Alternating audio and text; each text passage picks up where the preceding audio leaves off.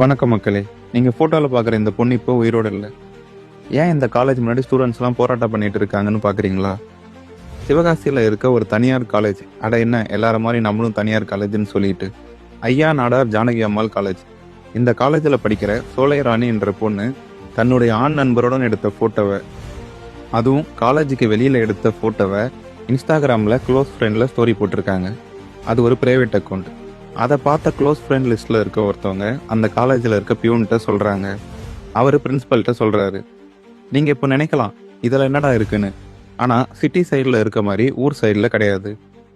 இவ்வளோ மாற்றங்கள் வந்ததுக்கு அப்புறமும் இன்னமும் மாறாம தான் இருக்காங்க. அப்படிதான் அந்த பிரின்சிபலும் போல. உடனே அவர் அந்த பொண்ணோட பேரண்ட்ஸை வர சொல்றாரு. அந்த பொண்ணுக்கு அப்பா கிடையாது, அம்மா மட்டும்தான்.